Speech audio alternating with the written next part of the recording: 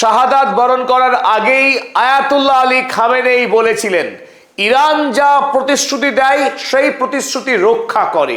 Operation true promise 4-এ Iran দেখিয়ে দিল Israel এবং আমেরিকাকে আয়াতুল্লাহ খামেনেইর প্রতিশ্রুতি আইআরজিসি কিভাবে পূর্ণ করে চলেছে। ইরান যুদ্ধের 35তম দিনে আরো একবার আমেরিকার F-35 ফাইটার জেটকে সফলভাবে ধ্বংস করে দিয়ে দেখিয়ে দিল পৃথিবী যা পারে না ইরান তা করে দেখাতে পারে। এতদিন ধরে আমেরিকার গর্ব ছিল তার অনন্য প্রযুক্তিতে তৈরি F-35 ফাইটার জেট, যাতে রয়েছে স্টেলথ টেকনোলজি, অর্থাৎ র্যাডারকে ফাঁকি দেওয়াই যে জেট প্লেনের মূল টেকনোলজি। সেই F-35কেই দ্বিতীয়বারের জন্য গুড়িয়ে দিল ইরান।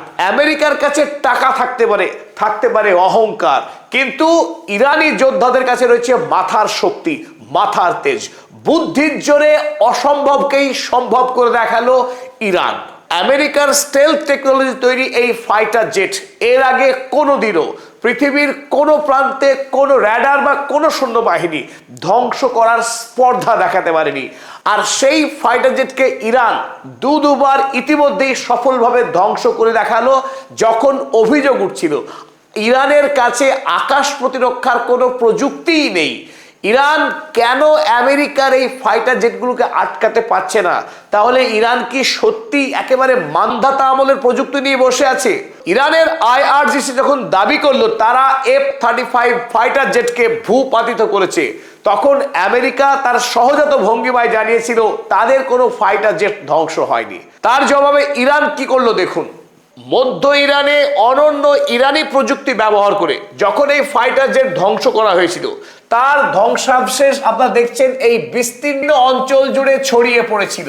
এরপর অরিজিনাল ফাইটার জেটের এই অংশটাকে হাইলাইট করা হয়েছে, ঠিক এইভাবে ছবি দেওয়া হয়েছে। তারপর ইরানের মাটিতে ধ্বংস হয়ে যাওয়া প্লেনের নির্দিষ্ট অংশকে শনাক্ত করে পাশাপাশি এই প্লেনের ছবিকে এক জায়গায় রেখে ইরানের আইআরজিসি বাহিনী তারা ওয়েবসাইটে প্রকাশ করে যায় যে এই রইল ছবি, দেখুন। এবার এই ছবি দিয়ে আইআরজিসি আমেরিকার পেন্টাগনকে চোখে আঙুল দিয়ে দেখিয়ে দিয়েছে যে তারা আমেরিকার তৈরি F-35 ফাইটার জেটকে কি করুণ ভঙ্গিমায় ধ্বংস করেছে এবং আমেরিকার অহংকার এখন ইরানের মাটিতে গড়াগড়ি যাচ্ছে।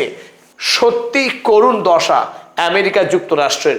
ইরানের সাথে লড়তে না এলে তার ফাইটার জেট যে এভাবে ভূপাতিত হতে পারে তা প্রমাণই হতো না। যে কাজ পৃথিবীর কোনো দেশ করে দেখাতে পারেনি সেই অসম্ভবকে ইরান কিভাবে সম্ভব করে দেখালো। আর এই কারণে আমরা বলছি ইরানের মাথার তেজ। চলুন আমরা দেখে নিই ইরান এই ক্ষেত্রে কি অনন্য প্রযুক্তি ব্যবহার করেছে। আপনারা পর্দায় এই ছবিতে যেটা দেখছেন এটা হলো আকাশ প্রতিরোধক ব্যবস্থা, যেমন আমেরিকার তৈরি থার্ড প্যাট্রিয়ট কিংবা রাশিয়ার তৈরি S-400। এই সমস্ত এয়ার ডিফেন্স সিস্টেম তারা সাধারণত স্টেলথ টেকনোলজি নেই এমন কোনো ফাইটার জেট যদি আকাশের সীমানায় চলে আসে তারা আক্রমণ করতে পারে দেশকে, এমন যদি মনে হয়। এই রেডিও ওয়েভ যখন আকাশে আগত প্লেনে গিয়ে স্পর্শ করে সেখান থেকে কিন্তু রেডিও ওয়েভটা রিফ্লেকশন হয়ে আবারও এই র্যাডারে ফিরে আসে, অর্থাৎ বার্তা চলে আসে যে তার এরিয়ার মধ্যে একটি আক্রমণকারী বিমান চলে এসেছে। সুতরাং যখন এখানে সিগন্যাল আসে অটোমেটিক স্পন্টেনিয়াসলি এই সিস্টেম থেকে মিসাইল লঞ্চ হয়ে যায়। যেমন আপনারা দেখছেন এই মিসাইলকে সরাসরি সেই প্লেনে আক্রমণ করে ধ্বংস করে দেয়। এটা হলো সাধারণ প্রযুক্তির যুদ্ধ বিমানকে নষ্ট করার ক্ষেত্রে এই এয়ার ডিফেন্স সিস্টেম ব্যবহার করা হয়। কিন্তু আমেরিকা এই পুরো বিষয়টাকে ফাঁকি দেওয়ার জন্য তারা তৈরি করলো অনন্য টেকনোলজির ফাইটার জেট, যাকে বলা হচ্ছে স্টেলথ টেকনোলজি। মানে র্যাডারকে চুরি করতে পারে, র্যাডারকে ফাঁকি দিতে পারে। র্যাডার যতই থাকুক F-35 ফাইটার জেটের ক্ষেত্রে যখন এই র্যাডার থেকে রেডিও ওয়েভ পাঠানো হবে তারা এই টেকনোলজি এমন যে এই রেডিও ওয়েভকেই অ্যাবজর্ব করে নেবে, এই প্লেন শোষণ করে নেবে সেই ওয়েভটা। সুতরাং এখান থেকে প্রতিফলিত হয়ে এই র্যাডারে কিন্তু কোনো বার্তা আসবে না, কোনো সিগন্যালই পাবে না। অর্থাৎ আমেরিকার এই F-35 প্লেন যখন কোনো দেশে আক্রমণ চালাচ্ছে, আক্রমণ করার আগে পর্যন্ত এমনকি আক্রমণ করে চলে যাওয়ার পরেও এই আকাশ প্রতিরক্ষা সিস্টেম কোনো সিগন্যালই পাবে না, সুতরাং ধ্বংস করা সম্ভব না। তাই আমেরিকার এতদিনের গর্ব ছিল তাদের তৈরি F-35 ফাইটার জেট ধ্বংস করা অসম্ভব, কিন্তু সেই অসম্ভবকে সম্ভব করলো ইরান তারা মাথার জোরে। চলুন এবার দেখে নিই সেই টেকনোলজি আসলে কি ছিল।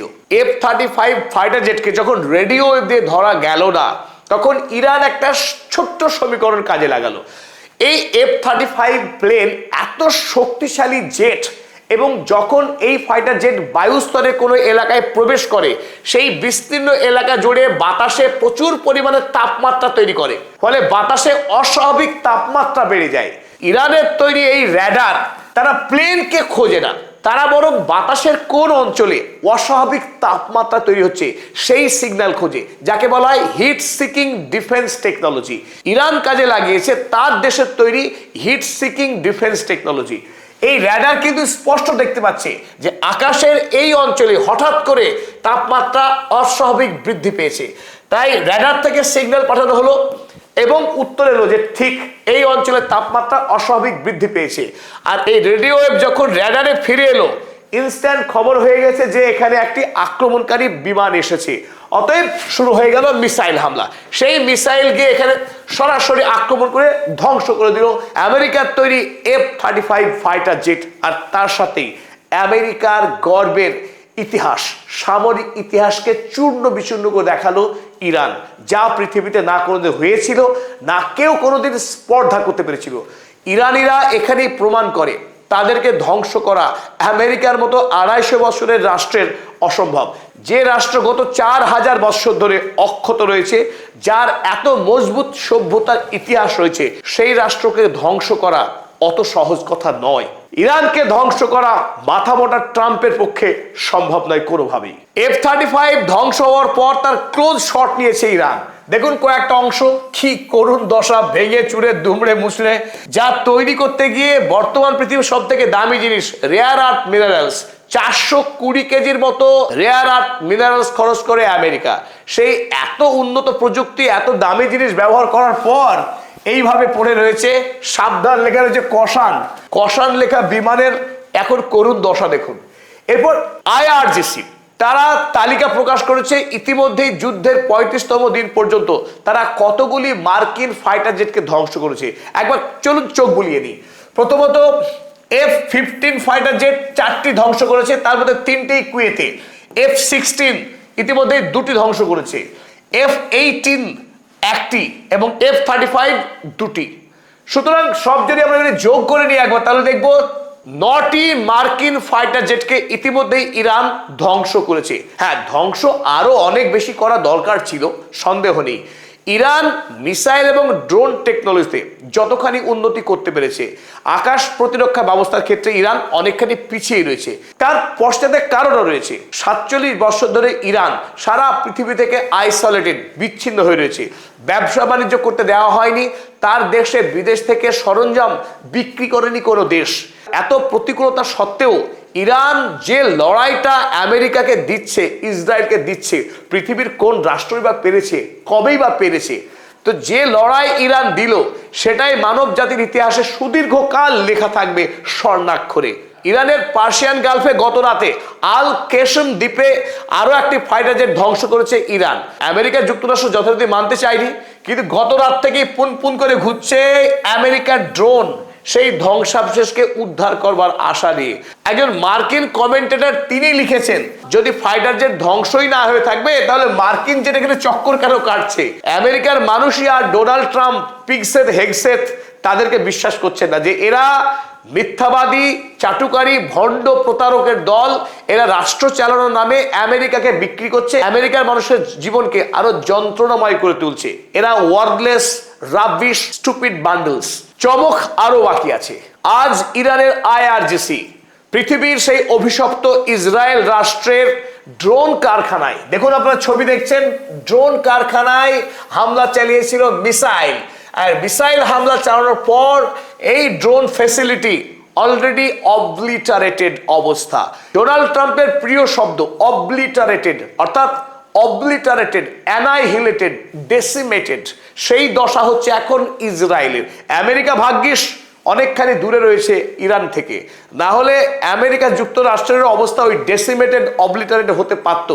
অগত্যা ইসরায়েল রয়েছে ড্রোন এবং মিসাইল রেঞ্জে, তাই আমরা সেই দৃশ্য এখন ইসরায়েলে দেখছি।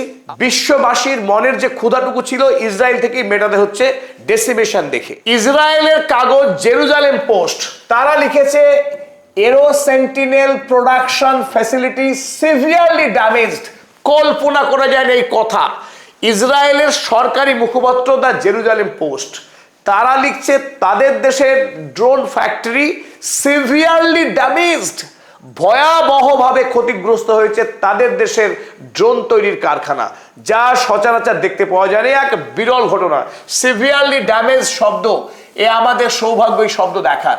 After Iranian ballistic missile strike, ইরানের ব্যালিস্টিক মিসাইল হামলার পর ইসরায়েলের এই ড্রোন তৈরি কারখানায় ভয়াবহ ক্ষতিগ্রস্ত হয়েছে। The Israeli aerospace company that suffered a hit from an Iranian ballistic missile is determined to restore capabilities as soon as possible.